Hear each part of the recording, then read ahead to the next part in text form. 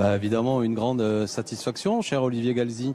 C'est quelque chose qui est l'aboutissement d'un travail que nous avons fait. Je suis très très content parce que nous allons être nombreux à rentrer à l'Assemblée nationale. Donc la France insoumise, c'est là, s'installe, si je puis dire, dans le paysage politique. C'était non seulement cette belle campagne présidentielle, mais on va pouvoir continuer à planter ces petites graines comme nous l'avons fait durant la campagne présidentielle pour faire germer toutes ces belles idées que nous portons, plus de justice sociale, l'écologie, cette 6e République.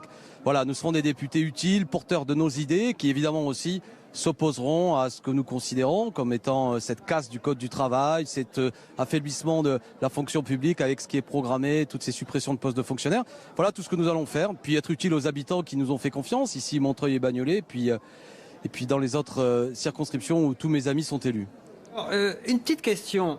Les projections donnent pour l'instant 25 à 35 sièges.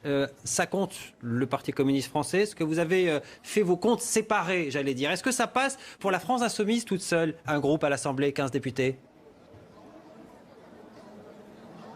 Alors, je vais être honnête avec vous, étant assez plongé dans ma situation un peu personnelle et puis des médias avant, j'ai pas tous les détails. Je crois que oui, je crois que nous avons plus de 15 députés France Insoumise, donc ça permet de faire un groupe autonome. Et on va voir tout ça, on va l'analyser dans les jours qui viennent et voir comment nous travaillons au mieux dans cette nouvelle Assemblée nationale. Donc pardonnez-moi de ne pas être très précis sur cette question-là. On va prendre le temps d'analyser tranquillement toutes ces choses-là.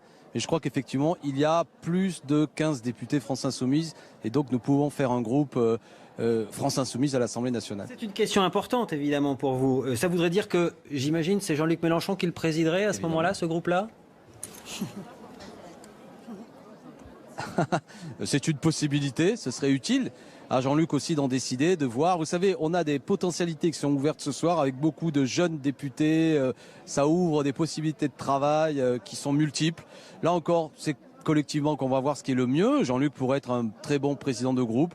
Un de vos confrères m'a dit qu'il a laissé entendre peut-être que, à titre personnel, il serait ouvert à ce que ce soit un peu différent. Vous voyez, dans les discussions que j'ai eues avec lui, il souhaite d'abord utiliser la position la plus fertile, la plus utile pour nos idées, soit président de groupe, soit l'un d'entre nous qui ferait le travail. On va en discuter une fois de plus collectivement dans les jours qui viennent. Excusez-moi ce soir de ne pas avoir ce degré de précision dans mes réponses. Merci beaucoup Alexis Corbière pour cette réaction en direct sur CNews.